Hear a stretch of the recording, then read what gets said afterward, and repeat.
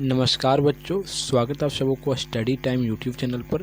बच्चों, इस वीडियो के माध्यम से कक्षा 8 क्लास का हिंदी का जो 9 चैप्टर है क्या निराश हुआ जाएगा, इस वीडियो के माध्यम से इसके प्रश्न उत्तर जो है सो मैं बताने वाला हूं।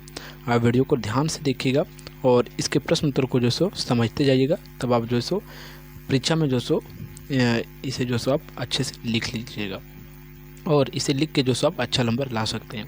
तो चलिए देखते हैं फर्स्ट प्रश्न। देखिए, कहा जाता है लेखक ऐसा ऐसा ऐसा क्यों कहता है कि हर व्यक्ति संदेह की दृष्टि से देखा जा रहा है। देखिए, सबसे पहले आपसे एक रिक्वेस्ट है कि आप जो है वीडियो के डिस्क्रिप्शन में लिंक दिया हुआ है, आप इसका रीडिंग का वीडियो आप नहीं देखें तो वहाँ से पहले रीडिंग का वीडियो देख ले, तब आपको जो सो इसके प्रश्न उत्तर का जो सो वीडियो बहुत बेहतर समझ में आएगा, नहीं तो आपको बेहतर नहीं समझ में आ पाएगा। तो तब पर भी जो सो मैं आपको इस वीडियो के माध्यम से इसके प्रश्न उत्तर को जो सो मैं बताता हूँ। तो कहा जाता है कि लेखक ऐसा क्यों कहता है कि हर व्यक्ति जो सो अब संदेह की दृष्टि से देखा जाता है। तो रीडिंग के वीडियो में जो सो इसके बारे में विस्तार से बताएं हैं और यहाँ भी बताएंगे, लेकिन यहाँ शॉर्ट में बताया जाता है। देखिए, कहा जाता है आज के परिवेश में हर आदमी, यानी कि आज के समाज में हर आदमी अपना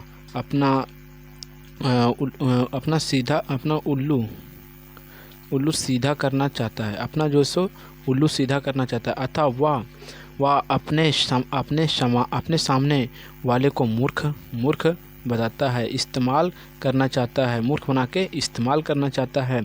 इसलिए कहा जाता है कि हर व्यक्ति आज जो सो संदेह की दृष्टि से देखा जाता है। कहने का अर्थ यह है कि अभी के ज़माने में जो सो बहुत जो सो लोग ऐसे हैं जो सो डाकू, अन्य प्रकार की जो सो चोरी जो सो और फ्रॉड किया जा रहा है। तो इस प्रकार जो सो सभी व्यक्ति जो सो आज के ज़माने में जो संदेह की दृष्टि से देखा जा रहा है।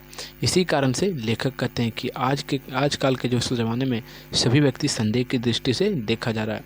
फिर अगला प्रश्न कहते हैं, लेखक ने स्वीकार किया कि लोगों ने उन्हें भी धोखा दिया है, फिर भी वह निराश नहीं है। आपके विचार से इसका क्या कारण है। कहने का अर्थ यह है कि जब लेखक जो सो बस में फंस जाते हैं और बस एकाएक खराब हो जाता है, तब जो सो लेखक समझने लगते हैं कि लोग जो सो हमें भी धोखा दिए, और सभी लोग उन्हें बोलने भी लगते हैं कि आपको भी जो सो यह व्यक्ति ड्राइवर जो सो धोखा दिया है। तो इसके बारे में विचार क्या है, यही जो सो इस प्रश्न के उत्तर जो सो होगा। तो देखिए, कहा जाता है लेखक ने स्वीकार किया कि उसने भी धोखा खाया। लेखक ने भी जो सो स्वीकार किया कि मैंने भी धोखा खाया, किंतु ऐसा कम बार हुआ है। लेकिन लेखक कहते हैं कि ऐसा धोखा जो सो मैंने खाया, लेकिन बार नहीं खाया, कम बार खाया। फिर आगे कहते हैं अधिक बार लोगों ने उसे आकरण से ही मदद भी किया, और मेरे विचार से वह व्यक्ति समय का मारा होगा।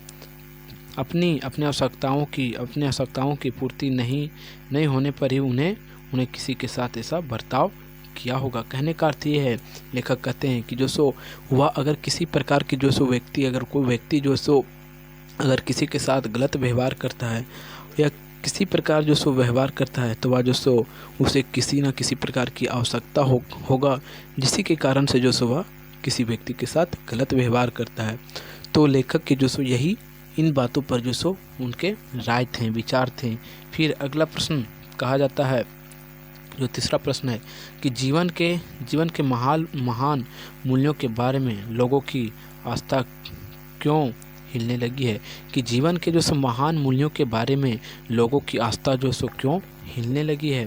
तो देखिए, उत्तर में कहा जाता है, हमारे देश में सदा कानून को धर्म के रूप में देखा जाता है। आज एकता, कानून और धर्म में अंतर कर दिया गया है। धर्म को धोखा नहीं दिया जा सकता है, कानून को दिया जा सकता है।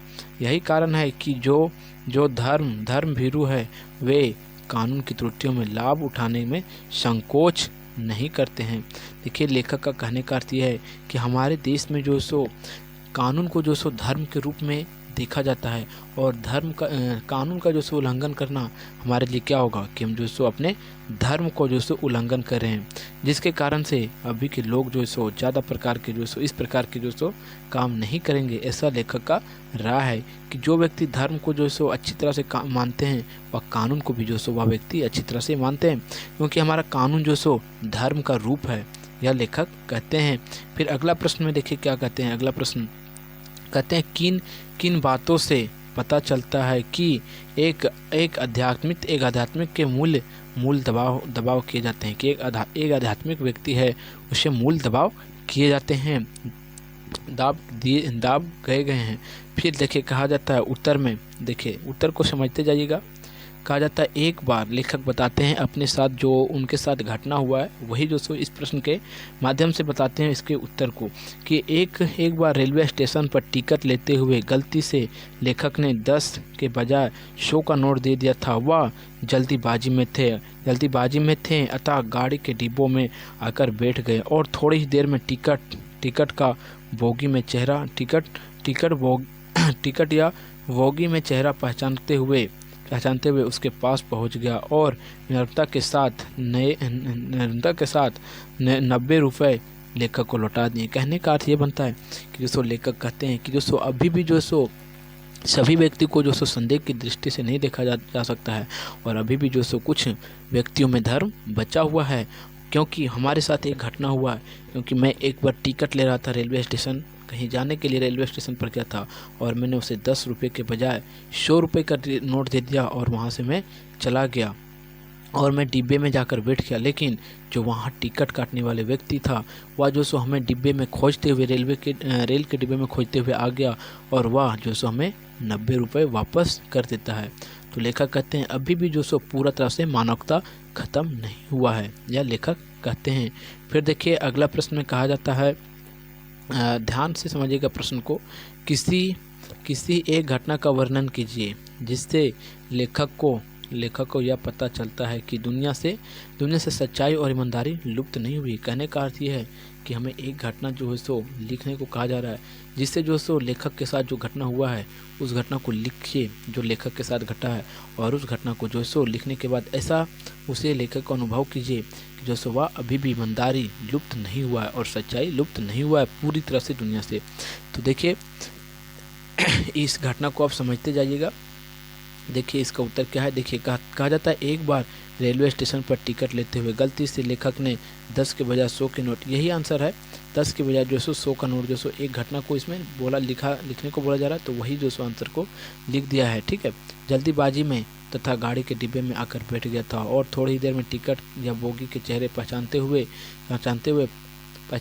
पास पहुंच गए और विनम्रता के साथ 90 रुपये उन्हें दे दिए, और वह अपना गलती भी स्वीकार लेते हैं कि मैंने आपको पैसा देने के लिए भूल गया था। फिर अगला प्रश्न कहते हैं, कविवर रविन्द्रनाथ ठाकुर ने अपने प्रार्थना गति में ईश्वर से क्या प्रार्थना की थी। जो कविवर प्रार्थना है वह क्या प्रार्थना की थी। देखिए कहा जाता है कविवर रविन्द्रनाथ ठाकुर ने अपने प्रार्थना की गति में भगवान से प्रार्थना की थी कि संसार में केवल नुकसान ही नहीं उठाना पड़े, धोखा ही खाना ना पड़े, तो ऐसा अवसर पर भी प्रभु मुझे ऐसी शक्ति दे कि तुम्हारे ऊपर संदेह ना करूं।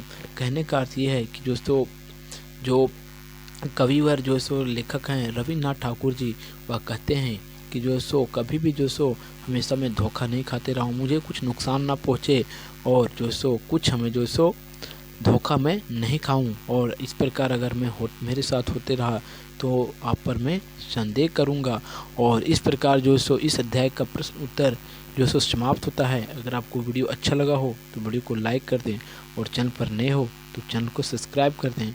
वीडियो के डिस्क्रिप्शन में टेलीग्राम का लिंक दिया हुआ है, आप वहां से टेलीग्राम के चैनल पर ज्वाइन हो जाएं, और वहां से टेलीग्राम पर वीडियो को देखें। और आपको फिर एक नए वीडियो में मैं मिलता हूं, तब तक के लिए जय हिंद।